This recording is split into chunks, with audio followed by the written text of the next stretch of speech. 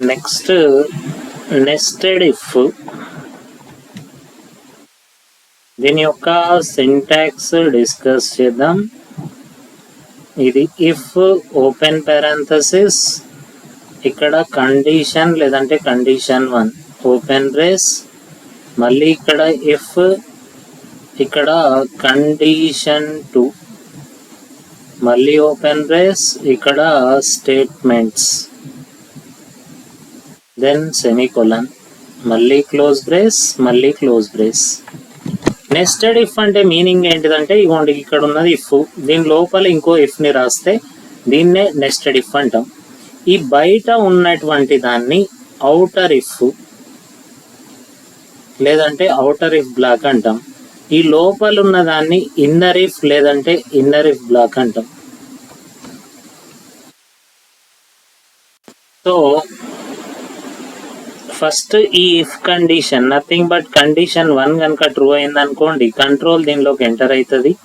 మళ్ళీ ఈ second if లో ఉన్న ఈ కండిషన్ కూడా టూ కూడా ట్రూ అయితే అప్పుడు ఈ సెకండ్ ఇఫ్ బ్లాక్ లో ఉన్న ఈ స్టేట్మెంట్లు ఎగ్జిక్యూట్ అవుతాయి. నథింగ్ బట్ ఇన్నర్ ఇఫ్ లో ఉన్న ఈ స్టేట్మెంట్లు ఎప్పుడు ఎగ్జిక్యూట్ అవుతాయి అంటే అవుటర్ ఇఫ్ లో ఉన్న కండిషన్ ప్లస్ ఇన్నర్ ఇఫ్ లో ఉన్న కండిషన్ రెండు ట్రూ అయితేనే ఈ ఇన్నర్ ఇఫ్ లో ఉన్న స్టేట్మెంట్స్ ఎగ్జిక్యూట్ అవుతాయి.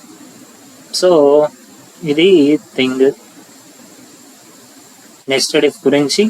దీనికి ఎగ్జాంపుల్ చెప్పాలి అంటే సింపుల్గా ఇక్కడ రాస్తున్న int a comma b semicolon CLR SCR clear screen printf double కొటేషన్లో enter any 2 numbers double quotation scanf double కొటేషన్లో %d మళ్ళీ %d comma address of a comma address of b. ఇక్కడ రాస్తున్న if a double equal to 10 open brace printf double కొటేషన్లో a value is 10 \n మళ్ళీ if ఇక్కడ b double equal to 5 open brace printf లో b value is 5 then close brace మళ్ళీ close brace ending లా గెట్ సిహెచ్. దీనిలో ఇక్కడ ఉన్నది ఇది అవుటర్ ఇఫ్, ఇక్కడ ఉన్నటువంటిది inner if or inner if block. First enter any 2 numbers అనగానే ఏలోకి ఇచ్చాం 10, బిలోకి ఇచ్చాం 5 అనుకోండి.